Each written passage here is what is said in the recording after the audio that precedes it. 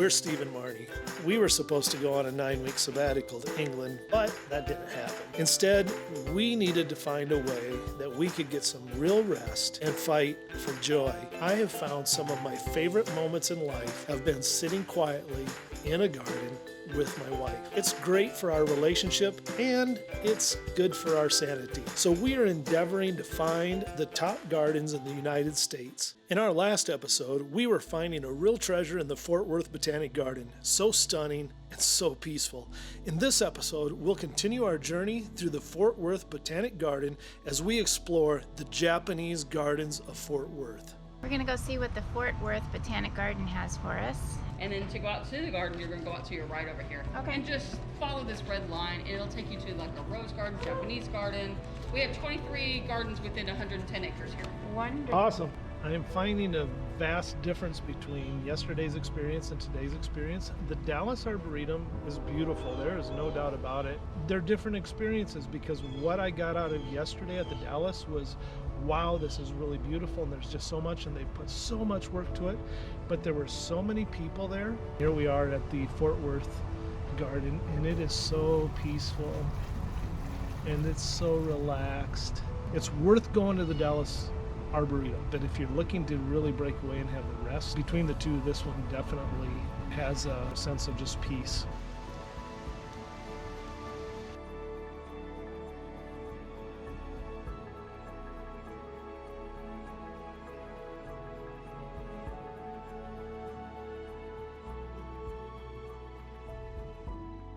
We're now at the Japanese Garden at the Fort Worth Botanical Garden. Japanese gardens are personally one of my favorite. I absolutely love the garden bonsai. We actually are putting 2 in our yard, but they don't look near as good as what you're going to see here.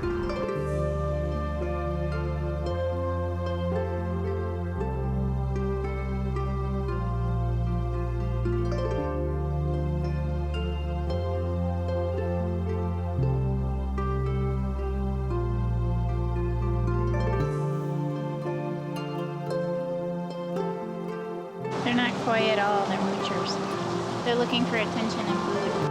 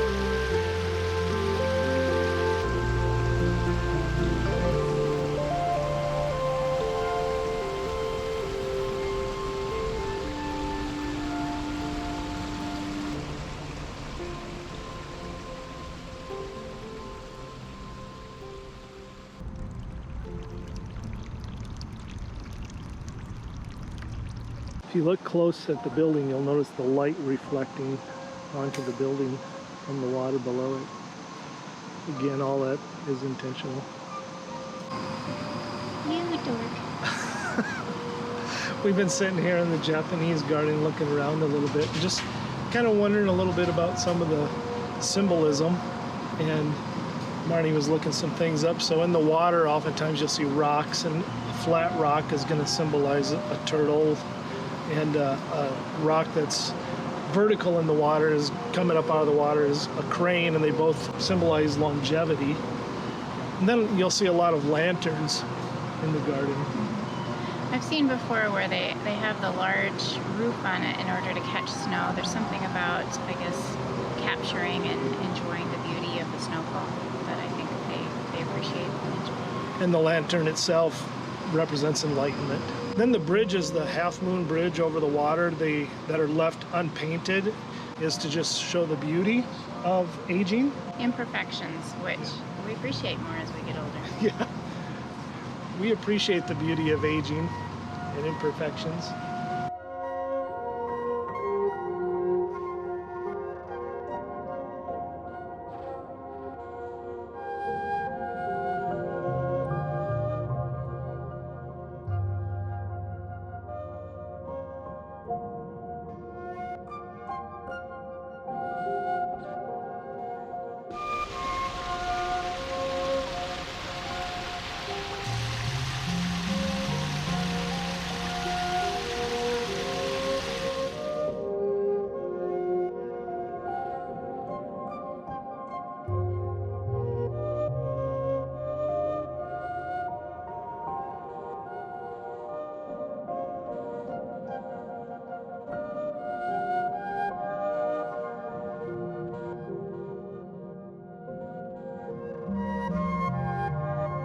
I'm gonna find it mostly boring.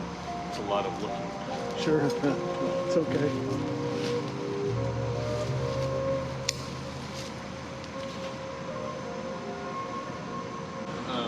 Well, it also helps that if it was already pruned, like this has been here for a long time and has never been pruned. Anything that's going down is probably coming. Anything going up, especially anything going up, is really what goes. Okay. Because that's what's going to want to dominate. Sure. So by pruning the stuff that's lateral or on the bottom side of the branch to where it will, if you cut to that, like this is your branch, you cut it and you let this grow, that will become sort of... That'll be the new runner that goes Right. out, right? But for that year, maybe even a couple years, it's going to Yeah. be sort of stunted. There is a little bud right here. Okay, so it'll come off. Like, that way too. I mean, tiny. Yep. But that's what you work to. And if you start thinking of it in years rather than like 5 to 10 year periods rather Right. than 1 to 2 year, then you kind of get your mind about it a bit.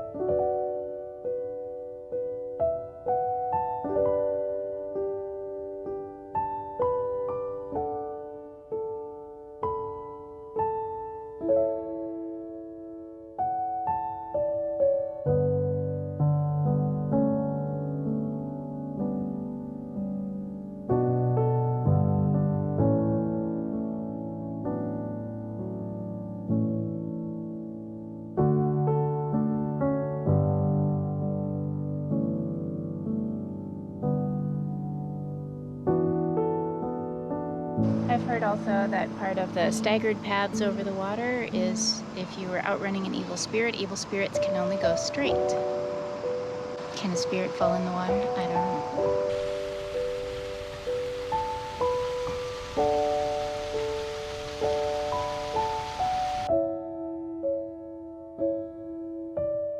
This is more interactive than Missouri was. You know, we're wandering through a lot more. And the beauty of Missouri, the colors were further away, and I don't know that we were able to get into a lot True, of those yeah. places. Yeah, they were really vibrant. It was beautiful to see the Missouri. But it was more like looking at a portrait or a painting. This is more, you're able to be in it and see endless vantage points. I really enjoyed the view that we saw at the Missouri Botanic Garden. The Japanese garden there is beautiful. But yeah, this one definitely, you're right, Marnie, it's definitely more interactive.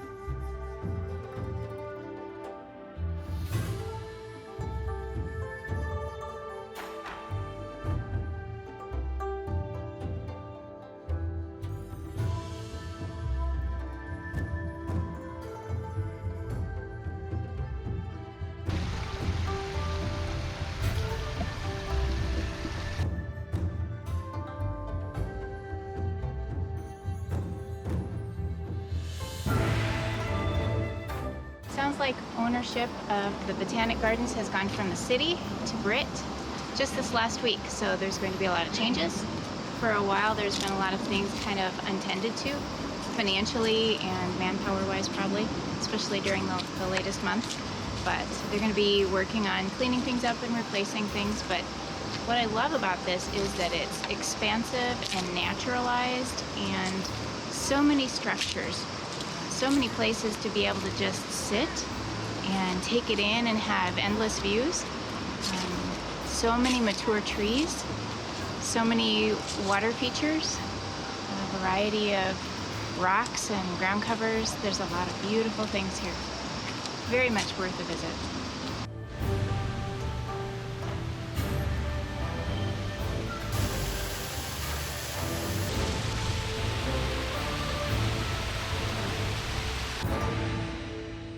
Sport guns.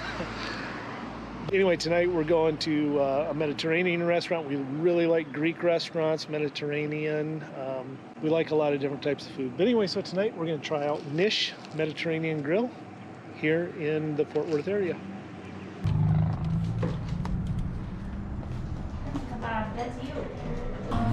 So one of the most popular things on the menu is a strawberry smoothie. I've never had one. I've had mango smoothies and I love them.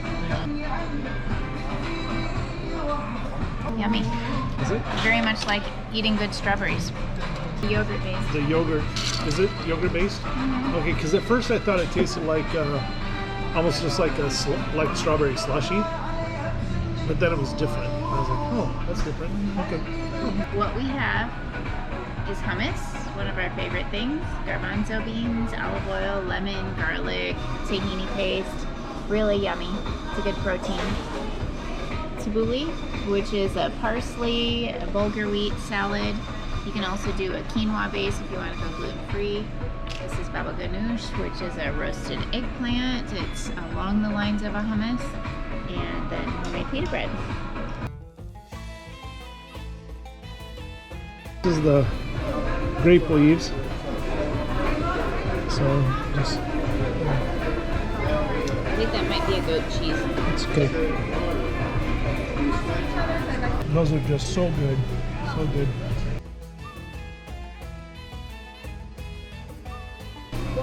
So Marnie says I need to try the pickle with the carrot because it's not what I might expect. Why did you make it up?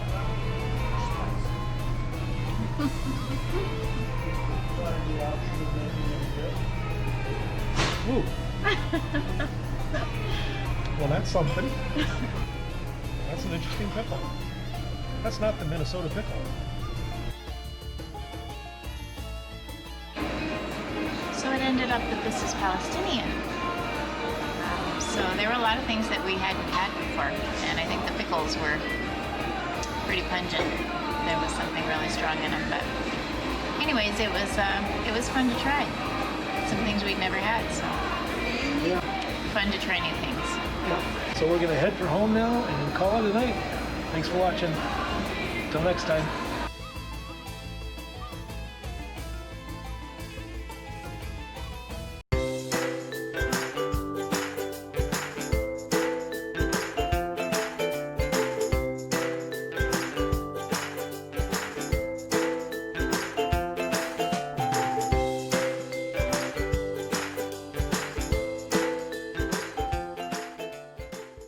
Shut it off then.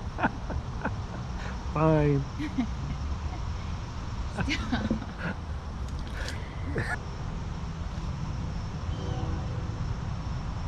You are still doing it. Water is reflecting off of the branches. I should say that differently. The sun is reflecting off the water and highlighting the branches. Kind of work. It can take like 4 years to build a small little, what you might think or we might think in the Midwest to be a quick throw up type of when